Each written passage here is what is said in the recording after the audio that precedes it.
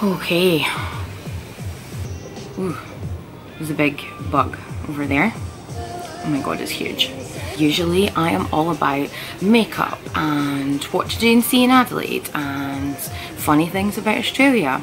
But I have had a bit of a life thing going on that I thought it would be really appropriate for me to share on here. Essentially, I think we're so good at the rose tinted glasses stuff and putting on a bit of a show on Instagram or Snapchat or whatever, and never really properly sharing the kind of warts and all stuff. I've really found very little content that has spoken to me and to help. There's like so many bugs here. Jesus Christ. I hope one flies past because that would be really funny. Yeah, very little content that's actually spoken to me and helped me through this time. So I'll cut to the chase. Before I start, I do want to say that I'm not going to go into masses of detail just because that wouldn't be fair on the other person concerned, and as much as they probably think that I wouldn't be considerate of that, I very much am, and I would never want to hurt them or his family. So I need to give a little bit of context, but ultimately I'm just going to focus on how I have coped and the things that I've done to really try and get through this last bumpy few months. So hopefully this ends up being alright. I kind of waited until I thought that I could get through something like this without bubbling like a banshee. So hopefully that's right about now, but we'll see how we go. Okay, so I've had a breakup. My partner and I, my ex and I, have split up, and we split up about 2 months ago now. We had moved out to Australia together almost a year ago for reasons that I won't go into, other than to say that he made some decisions that meant that we had to separate. We have separated. That's where I'll leave that. So we were living together, we'd been together 3 years, and currently I am on our anniversary holiday alone in Bali. Splitting up with your partner when you've just really moved to a new country comes with a whole new territory of emotion, especially when you're not with your closest friends and your family. So like my mum not being here has been massively impactful in how I've been able to deal with this breakup.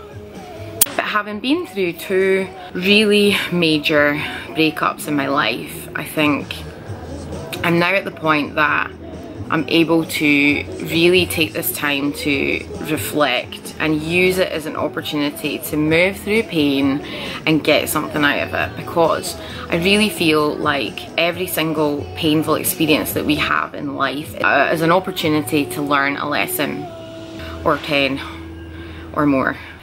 So it's not been easy. It's been far from easy actually, but I'm here and I'm in Bali and it's freaking awesome. And 2 months on, 2 months, not saying that every day is a bloody joy and delight, and I don't still have moments where I'm like meow, but I'm getting there. And so what I thought I would do is just share some of the things that I've been doing to help me basically get there. Because you want life to be like a game where you're just continually on the up. You're continually winning. I don't know if there is such a game, but there must be. Basically something that just completely makes sense. But with heartbreak, you're basically playing a game of snakes and ladders. And you can go up some ladders, and sometimes you can nearly reach 100. And then all of a sudden a snake appears and you're right back down to fucking 3. And that is exactly how I have been living life over the last few months, and it's really unnerving because you don't necessarily have control. In fact, you don't have any control. You relinquish control to the emotions that you're going through. So I'm going to take us back to the week that this all unfolded, and my heart was smashed to pieces in a millisecond.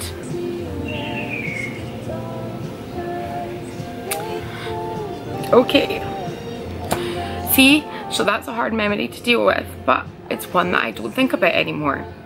But for the purposes of this video, I am going to think about it for a second. And the moment that my world crashed down was actually a moment where something came to light, and I no longer had a choice about who I was going to spend my life with. That was taken away, and to top it all, it was Christmas time. Our first Christmas in Australia, so I was kind of finding that a bit difficult anyway, and then this came along and really pretty much distracted me from the fact that I was upset about Christmas, so that's actually quite good. So this happened, and I went into meltdown mode, I would say. So my control had gone when I found this thing out, and so I wanted to take back control. I felt like I didn't have any option but to end the relationship right there and then, which I did, and I just went into coping mode. But I was actually living like parallel lives, because part of me was like coping, functioning, going to work, kept going to work, didn't take a day off. I was in functioning mode, fully functioning mode, whilst also managing this complete wreck of a person alongside it. So they were kind of traveling like this, and the functioning mode was just like, right, what do I need to do? Writing less.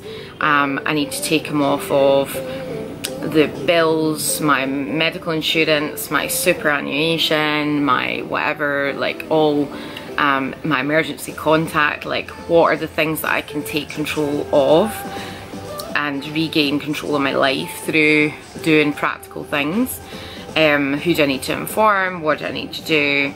How do I basically break away from this person? So I went into that mode really quickly, like the day one, and I know that's just a product of my personality, but I would say like there was no need to go into that mode so quickly. Actually, it would have been okay if I'd just had a lie down and crumbled and cried on the bedroom floor. Instead, I crumbled and cried on the shower floor, in the car, in my office, in the meeting rooms at work, in the shops to get food, going to buy cat food, at the doctor's, on the phone to my friends. Basically, I cried a river and then some, probably an ocean, like maybe like the Southern Ocean. There was enough tears there. It was a complete and utter tear fest.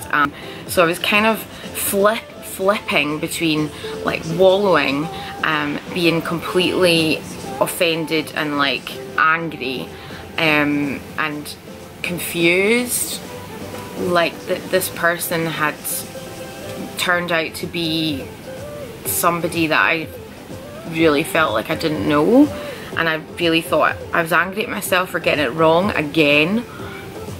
My heart felt battered, completely battered, stomped on, crushed, shattered. It was awful, and my self-esteem just plummeted like to the bottom of the ocean. I just had none. I just thought, you are ugly and not worth spending any time on or with. You are the worst girlfriend in the world, and that's why this has happened. So yeah, I just felt really small and scared, and I was away from my mum, but yeah, I just existed that first few weeks. I basically existed and went through every single emotion that I was feeling, whilst at the same time trying to do things that I knew were going to help me in the long run, even though I really had to force myself to do them. So I thought about Christmas. What am I going to do at Christmas. Who am I going to spend it with? Me and him were going to spend it on our own, and I'd bought all this shit to make, like, to have a nice Christmas day together, make it tropical. Like, I'd bought a pineapple and decorated it to be like, ooh, look at us in Australia having Christmas. Like, oh, I had to basically deconstruct Christmas and decide what I was going to do instead. So what I decided to do was fly. I love to travel, and airports and flights and traveling are really cathartic for me. I always like take time to blog or write down, like journal or... Okay, I'm coming back to this video having been cut off very rudely in Bali about 2 weeks ago now, and this is the first time that I've managed to sit down in front of the camera and reconvene. So this is a multi-location shoot, which sounds very glamorous, and it's not, because now I'm in my bedroom, but it is in Australia, which I guess is glamorous.